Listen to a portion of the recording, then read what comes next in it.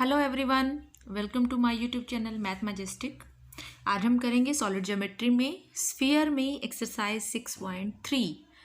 लेकिन अगर आप मेरे चैनल पर नए हैं और आपने मेरा चैनल अब तक सब्सक्राइब नहीं किया है तो please subscribe my YouTube channel, share my channel and like my videos. Thank you very much. So let's start with question 1।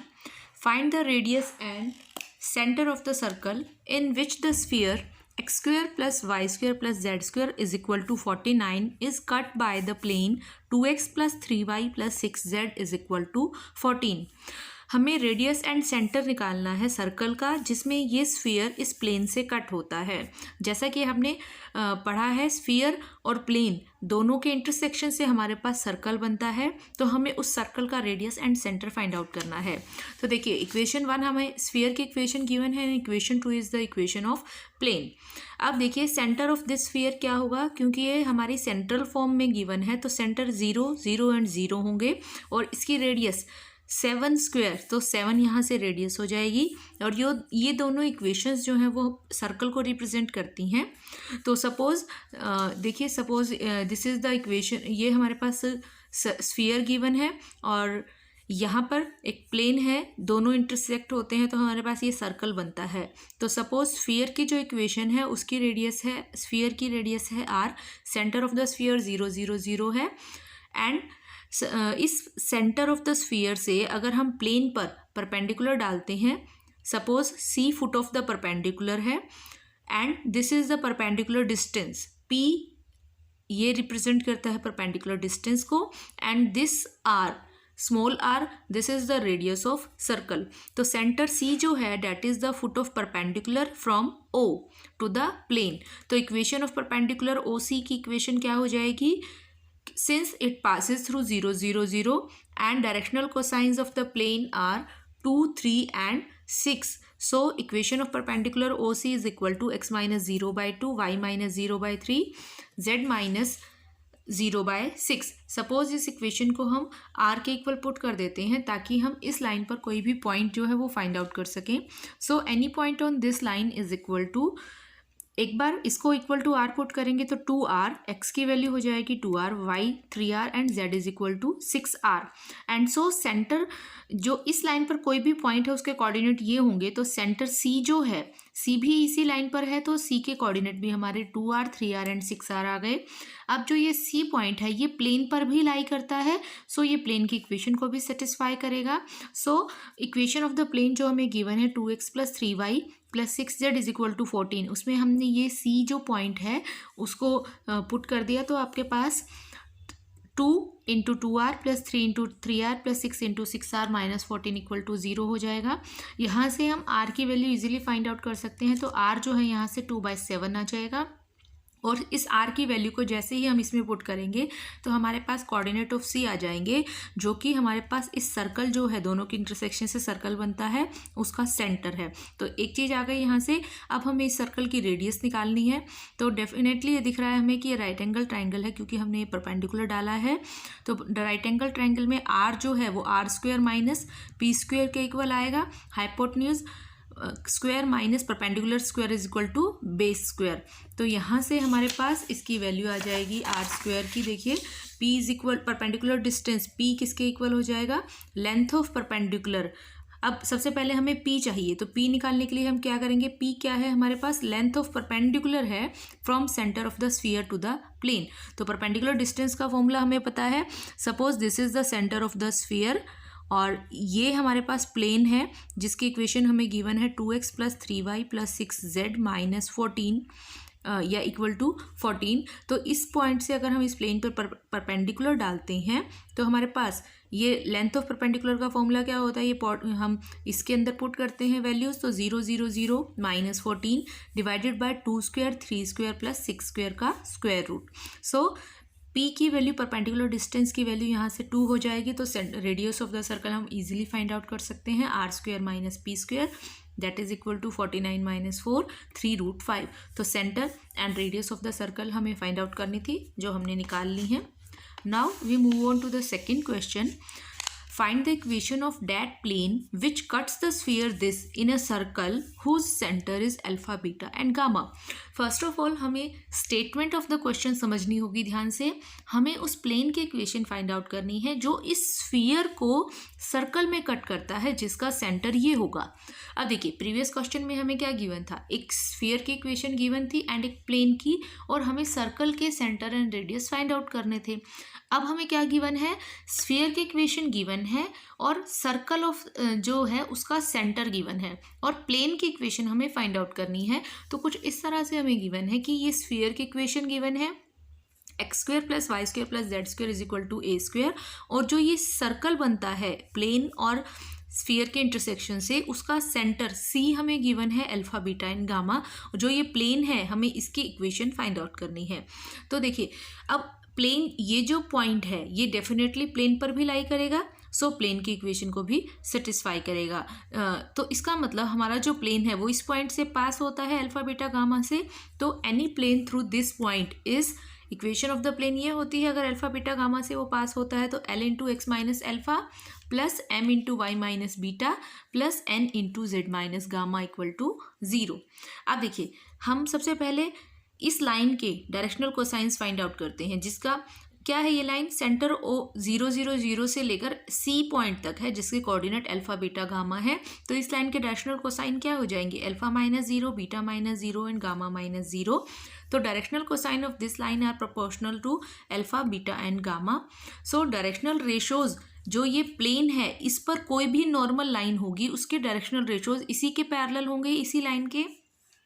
तो directional ratios of normal to the plane क्या होंगे, इसी के पैरेलल होंगे, तो alpha beta gamma directional ratios हो जाएंगे इस प्लेन पर जो भी नॉर्मल लाइन होगी। तो डायरेक्शनल रेशोज ये आ गए, तो एल एम एन जो डायरेक्शनल रेशो हमने लिए थे उसकी जगह पे हम इनकी exact value alpha beta and gamma put कर देंगे, तो आपके पास जो है required equation of the plane आ जाएगी जो हमें फाइंड आउट करनी है। ठीक है, now we move on to the next question, question number 3। Question number 3 is, show that the center of all sections of the sphere x square plus y square plus z square equal to r square by planes through a point x dash y dash z dash lie on the sphere x into x minus x dash plus y into y minus y dash plus z into z minus z dash equal to 0।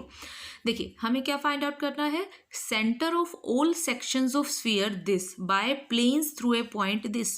हमें sphere की equation given है, plane की equation given नहीं है, but क्या given है, plane जो है वो इस पॉइंट से पास होता है, plane through a point this. ठीक है, and centre of the section of sphere जो है, जो हमारा सर्कल बनेगा उसको सेक्शन ऑफ द स्फीयर भी बोलते हैं, वो उसका सेंटर जो होगा वो इस स्फीयर पर लाई करेगा। मतलब हमें locus of the centre of circle find out करना है। ठीक है, तो हमें दो चीजें गिवन है, एक तो स्फीयर की इक्वेशन और plane through a point this. तो इस पॉइंट से पास होने वाले प्लेन की इक्वेशन हम इजीली फॉर्म कर सकते हैं। तो सपोज जो हमें सेंटर ऑफ सेक्शन है उसको हमने एज्यूम कर लिया सबसे पहले कि उसके कोऑर्डिनेट है सी x1 y1 एंड z1, और o जो है क्लियरली इसको देखने से पता चलता है कि इसका जो सेंटर है डेट इज 0 0 एंड 0। तो 0 0 0 this is the centre of the sphere and directional cosines of the line OC। तो देखिए बिल्कुल सेम फिगर हर बार बनता है हमारा सर्कल के लिए। ये हमें स्फीयर की इक्वेशन गिवन है जिसका सेंटर 0 0 है, पॉइंट O। यहाँ पर हमारा सर्कल बनता है, सपोज कोई प्लेन है, ठीक है, दोनों के इंटरसेक्शन से हमारा ये सर्कल बनता है जिसका हमें सेंटर जो है इसका लोकस फाइंड आउट करना है, इस सेंटर का। ठीक है, तो ये सी पॉइंट हमने ले लिया, इसके कोऑर्डिनेट हमने एज्यूम किए हैं x1 y1 z1, जो हमारा सेंटर ऑफ द सेक्शन बनेगा या सर्कल बनेगा। तो इस लाइन के directional cosines x1 y1 and z1 होंगे, जैसे कि हमने प्रीवियस क्वेश्चन में किया था। तो directional ratios of the normal line के क्या, इस प्लेन पर जो भी लाइन नॉर्मल होगी उसके डायरेक्शनल रेशोज इसी के पैरेलल होंगे। तो डायरेक्शनल रेशोज क्या हो जाएंगे उसके भी, x1 y1 एंड z1 हो जाएंगे यहाँ से। अब देखिए जो ये सेंटर है C x1 y1 z1, ये प्लेन पर भी लाई करेगा, तो प्लेन की, अब देखिए प्लेन पर लाई करता है तो इक्वेशन ऑफ द प्लेन जो इस पॉइंट से पास होती है उसकी इक्वेशन क्या हो जाएगी, x1 into x minus x1 plus अब देखिए हमारी general equation of the sphere क्या, अभी प्लेन की इक्वेशन जो हमने प्रीवियस क्वेश्चन में यूज़ की थी, L into x minus x1 plus, अब क्योंकि x1 y1 z1 से ही पास होता है और यही इसके डायरेक्शनल कोसाइंस भी हैं x1 y1 z1, तो l की जगह भी x1, l m n की जगह भी x1 y1 और z1 आ गए, और पास किस पॉइंट से होता है x1 y1 z1 से, तो पासिंग पॉइंट्स भी हमारे x1 y1 और z1 आ गए यहाँ से। तो देखिए इक्वेशन ऑफ द स्फीयर हमारी क्या बन गई, x1 into x minus x1, sorry plane की equation, plus y1 into y minus y1 plus z1 into z minus z1 equal to 0। Now since it passes through, अब हमें given क्या है कि जो प्लेन है वो इस पॉइंट से पास होता है। अब हमें ये भी गिवन है, that means x y z की जगह पर हम ये पॉइंट जो है वो इस इक्वेशन को सेटिस्फाई करेंगे, तो एक्स वाई जेड की जगह पर हम ये पॉइंट भी पुट कर सकते हैं। तो हमारी इक्वेशन ऑफ द प्लेन क्या बन जाएगी, x1 x dash minus x1, y1 y dash minus y1, z1 z dash minus z1 equal to 0। So locus of the centre, हमें इसका लोकस ही फाइंड आउट करना था सेंटर C का, तो locus of the centre क्या आ जाएगा, x into x dash minus x plus y into y dash minus y plus z into z dash minus z. X y z की जगह पर हम ये पॉइंट पुट करेंगे तो हमारी ये इक्वेशन आ जाएगी। सो लोकस ऑफ दिस सेंटर हमारी ये इक्वेशन आएगी, यही हमें फाइंड आउट करना था। Now we move on to the question number 4. So first we go through the equation of the statement of the question 4, and the statement given is if r is the radius of the circle, circle हमें क्या give, are जो है वो radius है उस circle की जो इन दोनों के इंटरसेक्शन से बनता है। This is the equation of sphere and this is the general equation of plane. इन दोनों के इंटरसेक्शन से जो सर्कल बनता है आर, उसकी रेडियस हमें गिवन है। We have to prove that this equation, ठीक है, बिल्कुल सिंपल सा क्वेश्चन है, बिल्कुल ही इजी सा है। आप खुद से प्रैक्टिस करें तो आप इजीली इस क्वेश्चन को सॉल्व कर सकते हैं। लेकिन बार बार बहुत सारे व्यूअर्स की रिक्वेस्ट थी कि मैं सारे क्वेश्चन सॉल्व करूं एक्सरसाइज के, इसलिए मैं इस क्वेश्चन का भी सॉल्व कर रही हूं। देखिए ये हमें equation of the sphere given है। सेंटर जिसका हो जाएगा, जनरल इक्वेशन है तो सेंटर भी स्टैंडर्ड फॉर्म में आएंगे, minus u minus v and minus डब्ल्यू, एंड रेडियस भी हमारी स्टैंडर्ड फॉर्म में आएगी। इक्वेशन ऑफ द प्लेन हमें ये गिवन है। तो देखिए एज यूजुअल डायग्राम हमारा वही रहेगा कि सेंटर ऑफ द, देखिए डायग्राम हमारा एज इट इज़ ही रहेगा जैसे हमने पहले बनाया था डायग्राम। इक्वेशन ये हमारा स्फीयर गिवन है जिसका centre minus u minus v and minus डब्ल्यू है। ये centre section of the sphere है जो सर्कल हमारा बना है। आर हमें इसकी रेडियस गिवन है, ये पी परपेंडिकुलर डिस्टेंस हो है, this capital R denotes the radius of the sphere. तो लेंथ ऑफ परपेंडिकुलर हमारी क्या हो जाएगी, प्लेन की इक्वेशन हमें गिवन है l x plus m y plus n z equal to 0। तो इस पॉइंट से इस प्लेन पर परपेंडिकुलर डालेंगे तो लेंथ ऑफ परपेंडिकुलर क्या होगी, एक्स वाई जेड की जगह ये पॉइंट पुट करेंगे तो L minus U plus M minus V plus N minus W square divided by L square M square plus N square का root. This is the perpendicular distance denoted by P. Now radius of the circle क्या होगी हमारे पास, R square minus P square. तो both side squaring कर दिया हमने, R square is equal to R square minus P square. This R is the radius of sphere which is equal to u square plus v square plus डब्ल्यू square minus d root. तो square किया है तो root cancel हो जाएगा यहाँ से, minus p, p की वैल्यू हमने यहाँ फाइंड आउट की थी। अगर हम इसका स्क्वायर करेंगे तो माइनस कॉमन लेंगे और स्क्वायर करेंगे तो पॉजिटिव हो जाएगा। तो बचा क्या, l u plus m v plus n डब्ल्यू स्क्वायर, और नीचे स्क्वायर करेंगे तो रूट कैंसिल हो जाएगा, आपके पास ये टर्म आ गई। अब बचा जो है वो जस्ट सिंप्लीफिकेशन है इसकी, ताकि हमारे पास रिक्वायर्ड इक्वेशन आ जाए। तो उसके लिए देखिए हमें करना क्या होगा, इसके लिए आर स्क्वायर प्लस डी, इस डी को हम लेफ्ट में ले आए, आर स्क्वायर प्लस डी, इधर राइट में हमारे पास ये 3 टर्म्स और ये टर्म बच गई क्रॉस में। अब देखिए l square M square plus N square का एलसीएम ले लिया हमने यहाँ, तो लेफ्ट में भी जाके मल्टीप्लाई हो गया और इसके साथ भी मल्टीप्लाई हो गया, इधर सिर्फ ये टर्म बच गई। अब हमें सिर्फ इसको सिंप्लीफाई करना है। तो देखिए इसको सिंप्लीफाई करने के लिए हमें क्या करना होगा, राइट हैंड साइड जो है वो हमारी क्या हो जाएगी, अब देखिए राइट हैंड साइड मैं उसी से आगे कंटिन्यू करती हूँ ताकि आप उससे कनेक्ट कर सकें, इक्वेशन आपको सामने क्लियर हो सके दोनों। देखिए हाँ जी, now we move on to the just हमें राइट हैंड साइड ही सॉल्व करनी है। तो हम देखिए सबसे पहले इन दोनों का प्रोडक्ट करते हैं, u square l square, u square m square, u square n square, ठीक है। फिर वी स्क्वेयर का तीनों के साथ हमने प्रोडक्ट कर दिया, फिर डब्ल्यू स्क्वेयर का तीनों टर्म्स के साथ प्रोडक्ट कर दिया। उसके बाद l u plus m v plus n डब्ल्यू का स्क्वायर है, तो उसको मैंने खोला ए प्लस बी प्लस सी का होल स्क्वायर, तो फॉर्मूला होता है a square b square plus C square, और सारे साइन माइनस है बाहर इसलिए नेगेटिव हो जाएंगे क्योंकि फॉर्मूले में पॉजिटिव होते हैं। तो ए प्लस बी प्लस सी का होल स्क्वायर का फॉर्मूला होता है हमारे पास A square plus B square plus C square plus 2ab plus 2bc plus 2ca। तो अकॉर्डिंग टू हमने ए बी सी इन तीनों को मान के अगर फॉर्मूला खोलेंगे तो हमारे पास क्या टर्म्स आ जाएंगी, l square u square m square v square n square डब्ल्यू square 2LUMV minus 2MVNW minus 2LUNW। अब देखिए बस इसको हमें सॉल्व करना है। तो देखिए सॉल्व हम कैसे करेंगे, इसको सॉल्व करने के लिए आगे देखिए इसको यू स्क्वेयर को इससे कैंसिल कर देंगे, कुछ टर्म्स कैंसिल हो जाएंगी, ये टर्म्स हमारी 6 टर्म्स तो इसमें से कैंसिल हो गई, बाकी जो बची हैं उनको सिर्फ पेयरिंग करनी है ताकि रिक्वायर्ड फॉर्म में जो आंसर है आपका वो आ सके। तो उसके लिए देखिए मैंने यहाँ इसको इजी तरीके से आपको कन्वर्ट करके दिखाने की कोशिश की है। इस फैक्टर को और इसको इन तीनों को हम इकट्ठा ले लेंगे तो MW माइनस NV का परफेक्ट स्क्वायर बन जाएगा, M square W square plus N square V square minus 2MVNW, ठीक है। फिर ये फैक्टर एंड ये इन तीनों को इकट्ठा लेते हैं तो हमारे पास इसका फॉर्मूला बन जाएगा। सिमिलरली इसको और v square l square and 2LUMV इनको इकट्ठा लेंगे तो हमारे पास इसका परफेक्ट स्क्वायर बन जाएगा। तो रिक्वायर्ड आंसर जो है वो आपका ये आ गया, राइट हैंड साइड पे यही होना चाहिए, ठीक है। जस्ट सिंप्लीफिकेशन करनी है। Now we move on to the next question, question number 5। देखिए क्वेश्चन नंबर 5 क्या है हमारे पास, find the equations of the circle circumscribing the triangle formed by the 3 points these and obtain the coordinates of the center of circle.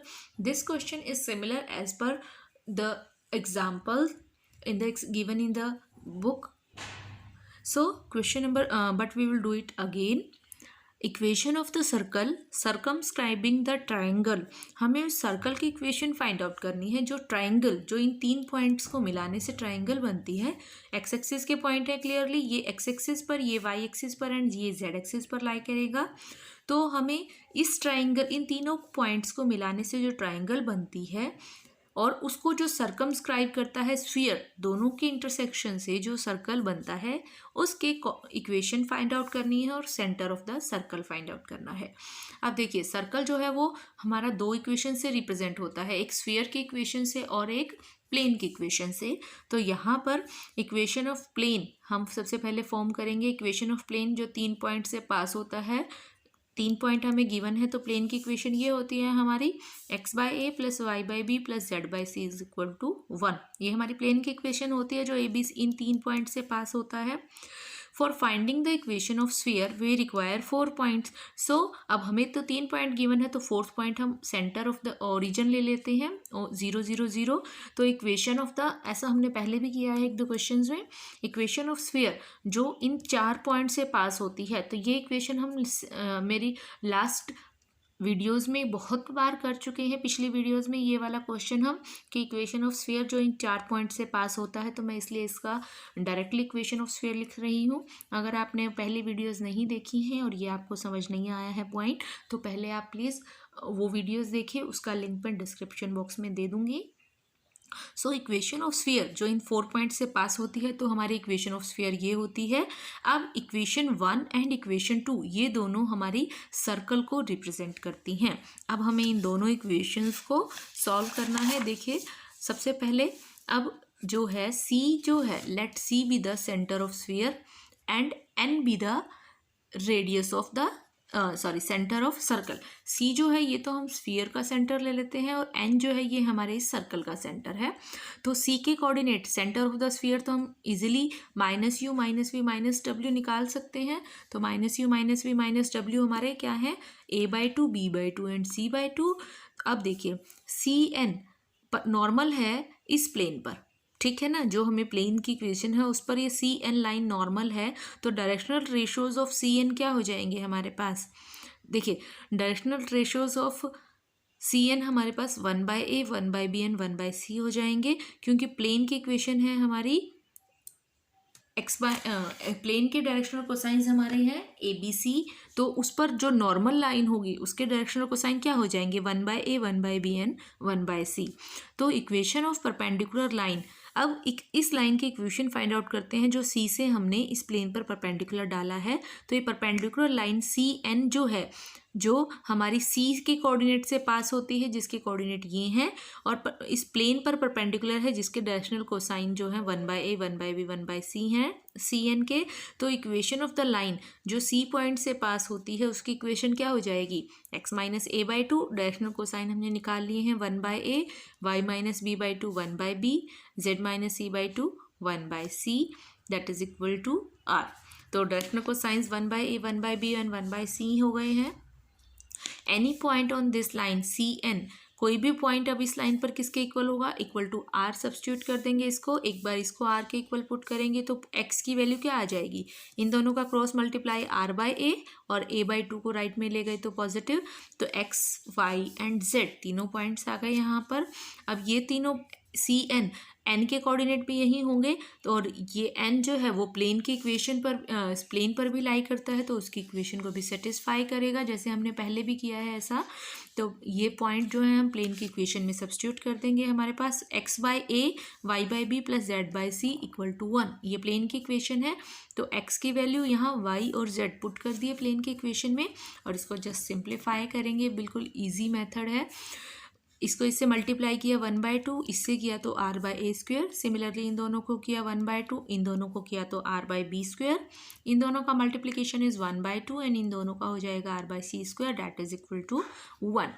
तो देखिए अब R यहाँ से 1/2 1/2 3/2 हो गया, 3 टाइम्स है, 1 माइनस 3/2 इज माइनस 1/2, तो राइट पे तो माइनस 1/2 आ जाएगा, लेफ्ट में R इन तीनों फैक्टर से कॉमन आ गया, ये बन गया हमारे पास। तो R की वैल्यू यहाँ से इजीली हम फाइंड आउट कर सकते हैं, R की वैल्यू हो जाएगी माइनस 1/2। अब देखिए इसको हम A की पावर -2 लिख सकते हैं, 1/A² को, B की -2 एंड C की -2, तो ये ऊपर से अब नीचे आ जाएगा, A की -2 B की -2 एंड C की -2, क्रॉस मल्टीप्लाई होगा ना इसके साथ, तो ये नीचे आ गया। तो R की वैल्यू को XYZ, ये पॉइंट्स हैं जो XYZ हमारे ऊपर हमने निकाले थे, इसमें पुट करें R की वैल्यू को तो n के कोऑर्डिनेट्स आ जाएंगे। तो देखिए R की ये वैल्यू इसमें पुट करनी है आपने, तो A/2 प्लस R/A है, तो A/2 R/A, तो माइनस हो जाएगा प्लस की बजाय, क्योंकि यहाँ माइनस है तो ये आ जाएगा। सिमिलरली सेकंड y की वैल्यू एंड z की वैल्यू, अब चाहें तो आप इसको आगे सिंप्लीफाई कर सकते हैं, 1/2 नीचे एलसीएम ले लेंगे हम a इंटू दिस, ठीक है। एलसीएम जैसे ही आप लोगे, एक फैक्टर जो है वो हमारा इससे इसको मल्टीप्लाई करोगे तो A² इंटू दिस आएगा, तो एक A² इससे मल्टीप्लाई होके तो 0 हो जाएगा, A² इंटू दिस बचेगा, -1 आ जाएगा। सिमिलरली इसका और इसका, तो यहाँ पे भी कर सकते हैं और नेक्स्ट स्टेप भी आप सॉल्व कर सकते हैं।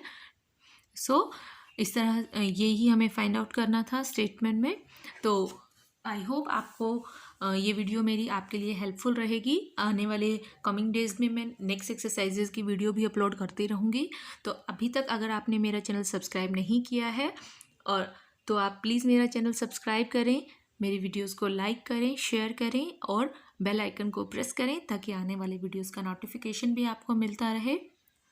So thank you very much for watching my channel. Thank you.